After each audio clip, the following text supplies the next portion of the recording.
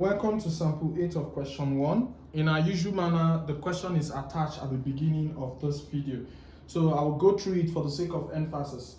A is a solution containing 12.0 grams per dm cube of sodium hydrogen sulfate. B is a solution containing sodium hydroxide. Put A into the burette and titrate it against 20.0 cm cube or 25.0 cm cube portions of B using methyl orange as indicator. Repeat the titration to obtain consistent titers. Tabulate your burette readings and calculate the average volume of A used. They gave the equation for the reaction and some other data. The B part, I will not go through it until we are there to discuss it. Okay, all right, here again for A, how you work on your table and get your average titer has been discussed in sample 1. So go back to it and see if you have any form of confusion. All right, so the first question in B is that we should get the concentration of A in moles per dm cube. Kava will not work here because we don't have either A or B moles per dm cube, but rather our molarity formula would suffice. So concentration of A in moles per dm cube is equal to concentration of A in grams per dm cube divided by molar mass of of A in grams per mole. All right, let's see if we have this. This will get it by ourselves unless it is provided. Okay, concentration in grams per dm cube, I think it was provided in the question, so we're only meant to get the molar mass of A. So the molar mass of formula mass NaHSO4, that is sodium hydrogen sulfate, will be equal to 23 plus hydrogen is 1 plus sulfur is 32 plus oxygen is 16 times 4, since there are 4 atoms. So if we walk through this, we'll be getting 120 grams per mole as our molar mass. So we have this.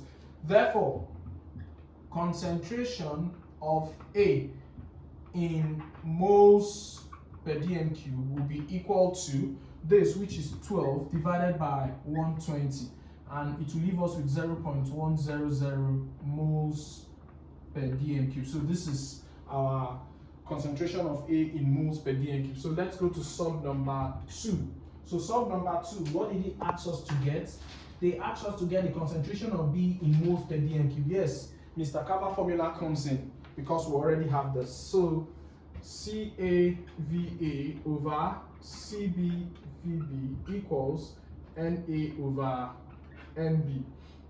All right, so here CB, so I'll be cross multiplying this way to make CB the subject. So CB equals CAVA NB divided by VB and A divided by everything this way. So let's substitute. CA is 0.100 times VA is 11.90. NB, mole ratio of the base in the balanced chemical equation this time around is 1 over volume of pipette is 25 times NA is 1. You see this one here and there. They will not affect anything in the calculation, but failure to put them there would make you to lose mark here. So be warned. All right, so if we do our working, we'll be getting 0.0476 moles per dm cube. So this is the concentration of B in moles per dm cube. So the next question will be to get the mass of sodium ions formed in solution during titration. To do this, you will just go a little way. We'll first and foremost get the amount of sodium hydroxide formed, okay? Use stoichiometry, compare with that of the salt. Then from there we make headway. So I'll be rubbing off the side of the board for us to start that. Okay? Let me rub it off. So B sub number 3. So B sub number 3, the first thing we'll do is to get the amount of sodium hydroxide. So amount of sodium hydroxide will be equal to the concentration in moles per dm cube of B, which is 0.0476, times the volume of sodium hydroxide used, which is volume of pipette 25, divided by 1000 to convert it to dm cube in order to be conformable with this quantity, which is in moles per dm cube. So if we work this out, we'll be getting 119 mole. So that is our value. So let me go back to the equation. I'll be using the equation to answer a question, so let me write it quickly. Sodium hydroxide, so to yield sodium sulfate and water. Sodium sulfate and water.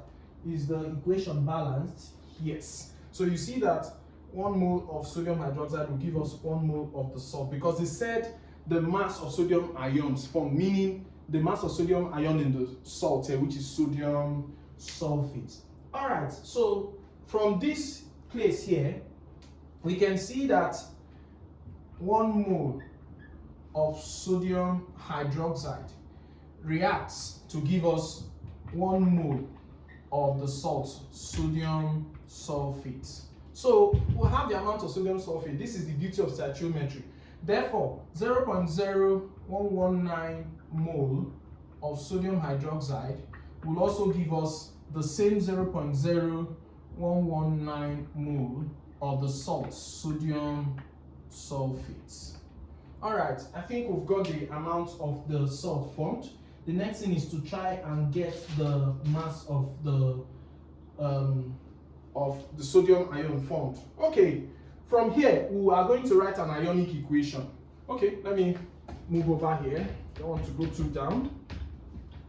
So if we move over here, the next thing is to say that sodium sulfate, because our interest is on sodium ion, so I need to write an ionic equation to that effect. So we'll have 2 moles of sodium ions with 1 mole of sulfate ions. So you see that 1 mole of sodium sulfate contains 2 moles of sodium ions. Indeed, if that is the case, 1 mole of sodium sulfate gives us 2 moles of sodium ions. Then 0.0119 mole of sodium sulfate would give us what amount of sodium ion. So if we walk through, it will be 2 times 0.11, okay, 0.0119 divided by 1. So if we work this out, everything will be equal to 0.00238 moles of sodium ion. So we've got the amount of sodium ion. Then we're trying to get the mass. Molar mass of sodium atom and ion is the same thing. Then with our mole concept formula, N equal to mass over molar mass. Then the mass here, small m, will be equal to amount, which is what we have here, times the molar mass, which will be 0.00238 times 23, which is the mass of sodium. Both the atom and the ion is the same thing. And that will leave us with what? 0.054 grams. This is the mass of sodium ions formed, okay, during the titration. So it is this friendly to handle. Thank you for watching. Remember to like, share, and subscribe to our channel. Anticipate question or sample 9 of this question 1 series. Thank you once again.